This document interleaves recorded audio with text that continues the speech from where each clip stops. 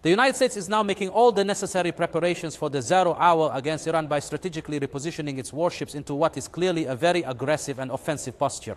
We are currently in the process of reviewing the latest satellite intelligence updates concerning the movements observed yesterday of several key major United States naval warships that are currently positioned in the direction of Iran, including the amphibious assault vessel, the USS Tripoli, as well as the United States aircraft carrier, the USS Abraham Lincoln. Specifically, the USS Abraham Lincoln has been clearly identified within the latest satellite imagery.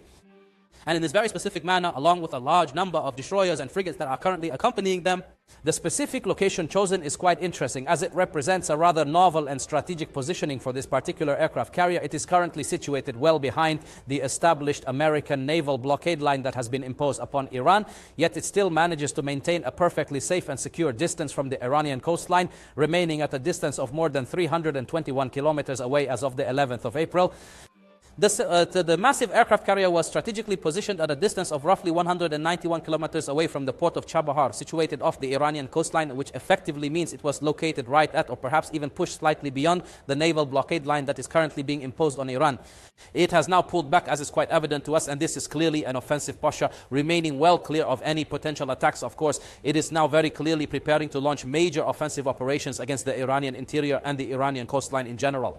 And when we turn our attention to the USS Tripoli, which is the amphibious assault ship currently carrying a contingent of Marines, this specific vessel also appeared in exactly this manner yesterday within the latest satellite imagery, accompanied by a significant number of escort ships, including the USS Rushmore, and we can observe that its current position is significantly further out than the aircraft carrier, the USS Abraham Lincoln, as is clearly visible from the Iranian coastline. In fact, it is positioned closer to them than the Omani coast, as we can see. This is a rather interesting tactical positioning, given that it is now very apparent that this other vessel, the USS Tripoli, is located almost directly behind. The rugged, towering mountains of Oman. As you can clearly see, these are the vast, imposing mountains of Oman. This is the exact location where the USS Abraham Lincoln was previously stationed, positioned in almost the exact same spot where the USS Tripoli is currently located, specifically just before the intense military operations we have recently witnessed against Iran began. This was the attack point for the US aircraft carrier USS Abraham Lincoln, and consequently the USS Tripoli is taking cover, as is clearly visible, behind the mountains of Oman. This is an important matter. Why? Because on board the USS Tripoli, there are currently thousands of United States Marines, as well as a very large number of F-35 stealth aircraft stationed on board this carrier, or to be more precise, this massive amphibious assault ship. This signifies that it is a very highly capable assault platform that will, of course, be actively participating in F-35B strike missions herewith. F-18 fighter jets are now launching from the deck of the USS Abraham Lincoln to carry out another strike against Iran.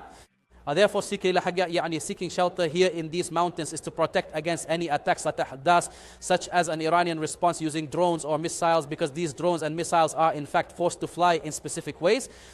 When they are forced to reach higher altitudes because of the towering mountains found in Oman, it makes them significantly easier to intercept and much more readily detected by our radar systems, especially considering that naval missiles or even modern drones typically prefer to fly at much lower altitudes to avoid detection. It becomes extremely vulnerable to every radar system in the area, and consequently the necessity of climbing over these mountains makes it a sitting duck for the frigates and destroyers escorting the USS Tripoli or even the USS Abraham Lincoln. Therefore, the mission of defending these ships and the American fleet present here is a very important and remarkably easy task.